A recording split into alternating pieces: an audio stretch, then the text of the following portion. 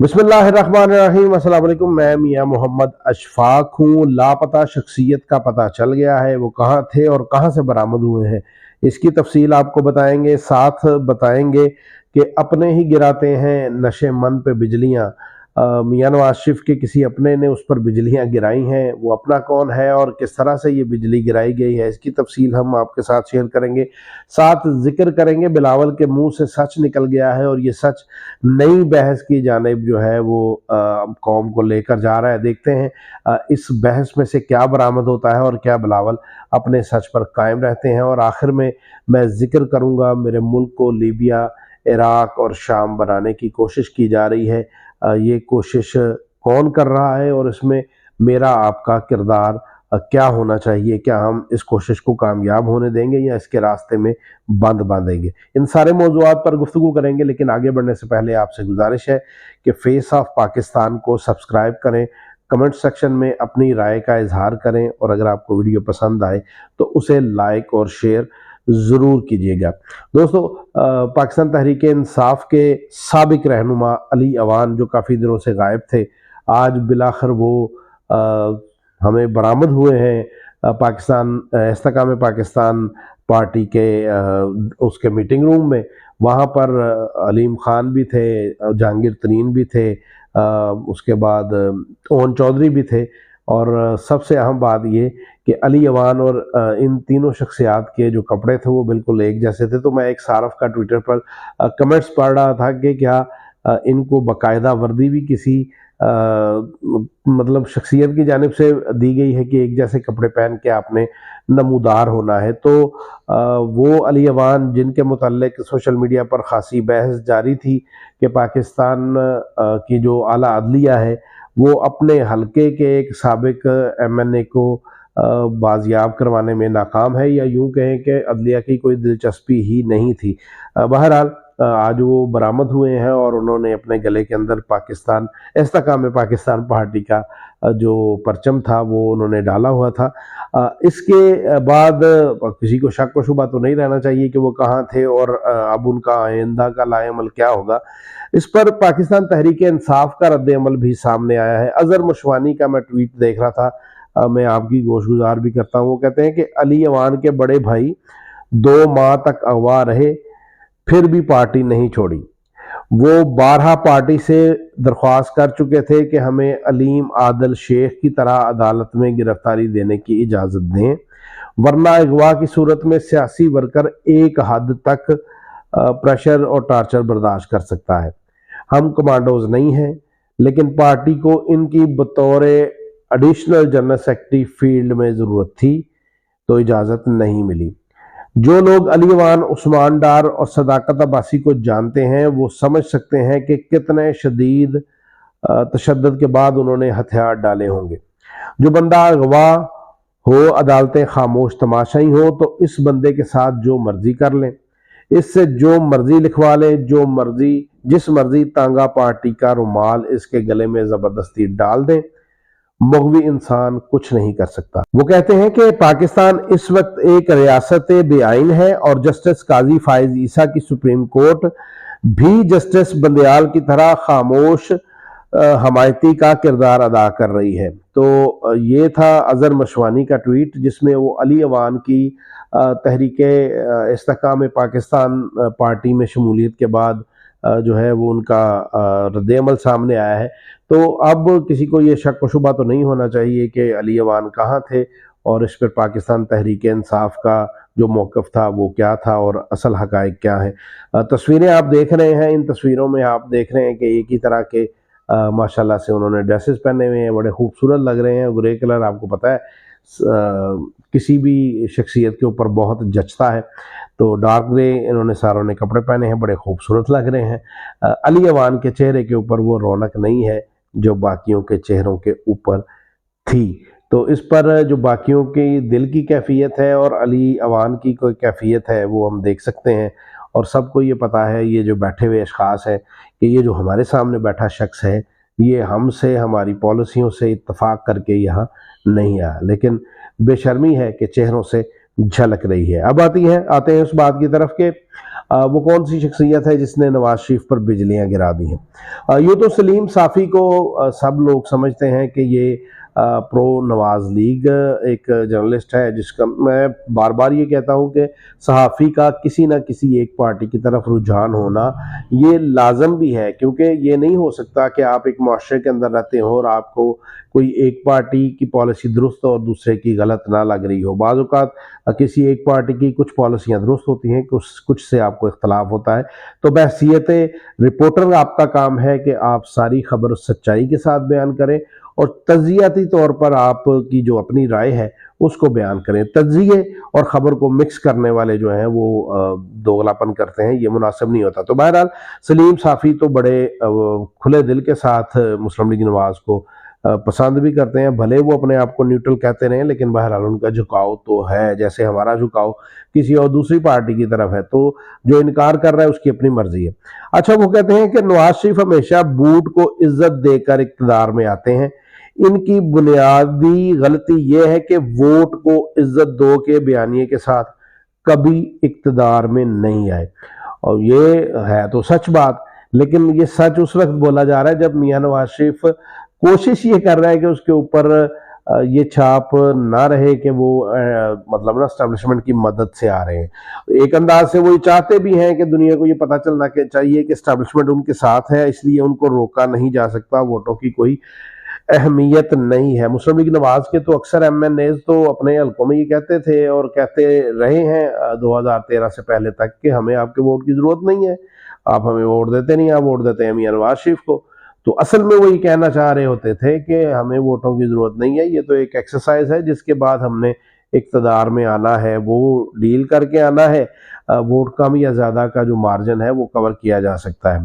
तो ये उनका बयान था। और आखिर में आखिर की खबर जो शाम के हवाले से और लीबिया के हवाले से मैं बात करना चाह रहा हूँ, उसमें उससे पहले ये बिलावल भुट्टो का एक बड़ा ज़बरदस्त किस्म का बयान मैं देख रहा था, जिस पर साद रसूल ने तजिया निगार जो है उन्होंने बड़ा खूबसूरत अंदाज से उसका जवाब भी दिया है।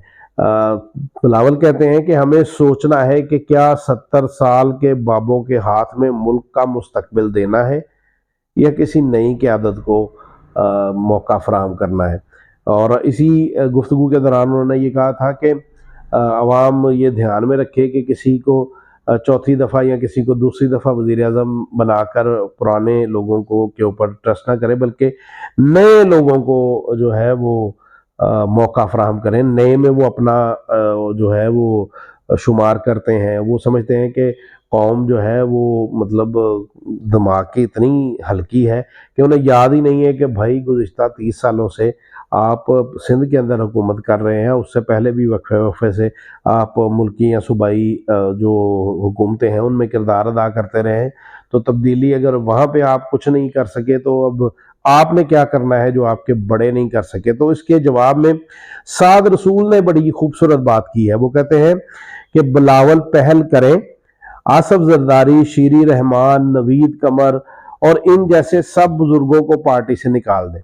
जितने लोग 80 की दहाई से पाकिस्तान की जड़ों को खोखला कर रहे हैं, बिलावल साहब घर से सफाई शुरू करें, हम और पाकिस्तानी नौजवान आपके साथ है। तो बात तो ठीक है, कैसा बदकिस्मत मुल्क है। ये भी साद जो रसूल साहब हैं इन्होंने ही अपने एक शो के दौरान कहा था कि ये इंतहाई बदकिस्मत और दुनिया के खत्ते में पहला वो मुल्क है कि जो लोग 80 की दिहाई में इस मुल्क पर जो इक़्तिदार करते आ रहे हैं, आज 2023 में भी वही लोग उम्मीदवार हैं इस मुल्क पर हुक्मरानी करने के लिए। तो मतलब ये उम्मीदवार हों, जो मर्जी इनकी ख्वाहिश हो, इनको लाने वालों की जो ख्वाहिश हो, सब अपनी जगह पे बजा, लेकिन अवाम का इनसे कोई ताल्लुक नहीं है। अवाम इनको पसंद नहीं करते, और बल्कि मैं तो एक स्टेप मजीद आगे जाता हूँ कि अवाम इनसे नफरत करते हैं। अब आते हैं उस बात की तरफ कि क्या पाकिस्तान लीबिया, इराक और शाम बनने जा रहा है।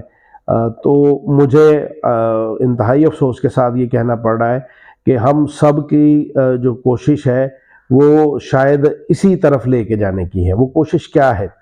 सिर्फ अगर हम कल का जिक्र कर लें तो कल की एक तस्वीर जिस पर आर्मी चीफ ने उलमा और मशाइख के साथ गुफ्तगू की है, उस गुफ्तगू के दौरान एक तस्वीर सामने आई और उस तस्वीर पर बहुत तबसरा हो चुका कि क्या उसमें था मतलब कोई बुलेट प्रूफ शीशा या नहीं था। अ, बहुत बहस हो चुकी और ये पता भी चल चुका है कि इसमें सरासर ये गलत बयानी थी। बुलेट प्रूफ शीशा बिल्कुल भी नहीं था और ये भी वाज़ेह हो चुका है कि ये सिर्फ प्रोपेगेंडा किया गया था। वहाँ पर मौजूद जो उलमा थे उनमें से एक और दो के साथ तो मेरी ज़ाती तौर पर बात भी हुई है। तो सब ने इस बात की तरफ इशारा किया है कि ऐसा कुछ नहीं था। ये सिर्फ और सिर्फ महज एक प्रोपेगेंडा था। सिर्फ और सिर्फ आर्मी चीफ के बैक साइड पे जो एक शीट लगी थी उस शीट से जो शाइनिंग की वजह से जो लाइट्स का अक्स आ रहा था उसको बुनियाद बनाकर एक झूठा और मनगढ़ंत प्रोपेगेंडा किया गया था। लेकिन मेरा सवाल इससे मजीद आगे का है। मेरा सवाल ये है कि दुनिया के अंदर तमाम हुक्मरान अपनी अपनी पॉलिसियों से पहचाने जाते हैं। यहाँ के हुक्मरान भी अपनी पॉलिसियों से जाने और पहचाने जाएंगे। लेकिन सवाल ये है कि क्या अगर किसी एक हुक्मरान की कोई पॉलिसी दुरुस्त नहीं है तो क्या हम अपने उस निज़ाम को ही बर्बाद कर देंगे। मैं अपने अवाम से ये सवाल करना चाहता हूँ कि क्या आपको ये नज़र नहीं आ रहा कि अगर फौज ना हुई आपके 100 इख्तलाफ होंगे, आपकी शायद बातें कुछ दुरुस्त भी हों, लेकिन सवाल ये है कि यहाँ पर हर 3-4 साल के बाद पॉलिसी तब्दील हो जाती है। तो क्या सब्र नहीं किया जा सकता? क्या ये ज़रूरी है कि आप मेरे उस इदारे को कमज़ोर करें जो इस मुल्क की सालमियत का ज़ामिन है? और ये मैं कोई बात इस अंदाज से नहीं कर रहा कि मतलब लोग समझें कि मतलब ना बैलेंस करने की कोशिश कर रहा है। मैं हक़ाइक़ की बुनियाद पर बात कर रहा हूँ। आप इमेजिन करें ना कि अगर आपकी फोर्सेस कमज़ोर हो जाएं तो उस कमज़ोरी का फ़ायदा कौन उठाएगा? और अगर आप अभी मतलब कुछ नहीं दुनिया के खिलाफ कर रहे, उसके बावजूद आपके खिलाफ साजिशें हैं कि थमने का नाम नहीं ले रही और अगर इन साजिशों के रास्ते में भी मौजूद जो रुकावटें हैं हम खुद उन रुकावटों को गिरा देंगे तो फिर क्या बनेगा। दूसरी तरफ मेरा पाकिस्तान के जो मुक़्तदर हल्के हैं और जो साहिब इख्तियार लोग हैं उनसे भी गुजारिश है कि हम किसको फतह करने जा रहे हैं। मतलब ये जो जंग अवाम और इदारों के दरमियान लगी है इसमें कौन जीत किसकी होगी, कौन जीतेगा, बिलाखिर इसमें से रिजल्ट क्या निकलेगा। अगर अवाम जीत गए तो क्या रिजल्ट निकलेगा। अगर आप अपनी फौज के अंदर इस बात की ख्वाहिश रखते हैं कि वो मतलब बगावत हो तो ये आपकी क्या ख्वाहिश है। आप अपने मुल्क को खुद कमजोर कर रहे हैं और दूसरी तरफ अगर आप सबके मुंह बंद भी कर देंगे तो फिर जीत किसकी होगी। मेरा सवाल सिर्फ इतना है कि ये जो इदारों और सियासी लोगों के दरमियान जंग है ये इस हद तक फैल चुकी है कि इसमें से जीत किसी की नहीं निकलेगी, इसमें से शिकस्त होगी और वो शिकस्त पाकिस्तान की होगी। इसलिए खुदा के लिए ये सीज़ फायर कर दें, ये सीज़ फायर कर दें, बर्दाश्त करें। वो भी जो ये समझते हैं कि उनके पसंदीदा लीडर इक़्तिदार में नहीं है तो क्या हुआ, आने वाले वक्त में हो सकते हैं। कल मियां नवाज शरीफ नहीं था, आज है। कल बेनज़ीर भुट्टो नहीं थी, आज उसका मतलब तीसरी नस्ल है जुल्फ़िकार भुट्टो की जो इक़्तिदार को एंजॉय कर रही है। तो ये थोड़ा सा सब्र और तहम्मुल के साथ मुल्क को चलाएं। इस कदर तेल ना छिड़कें कि आग हमारे घरों तक दाखिल हो जाए। और मुझे लगता है कि इसके लिए सबसे पहला कदम जो है वो हर उस साहिब बसीरत को उठाना पड़ेगा जो इस बात का फ़हम रखता है कि आने वाले दिनों में पाकिस्तान के हालात किस जानिब बढ़ सकते हैं। उम्मीद है मुझे और आपको वो वक्त नहीं देखना पड़ेगा। अल्लाह मेरे मुल्क की हिफाजत फरमाए, मेरे इदारों की हिफाजत फरमाए और हमारे सियासी क़यादत की हिफाजत फरमाए। और यहाँ पर मौजूद वो लोग जो अपने सियासी और ज़ाती मकासद रखते हैं, अल्लाह उनके लिए रुकावटें पैदा करके मेरे मुल्क के लिए खैर बरकत का सबब बने। अब तक के लिए इतना ही। अपनी तन्हाइयों, अपनी महफिलों और अपनी दुआ में हम सबको याद रखिएगा। अल्लाह हाफिज़।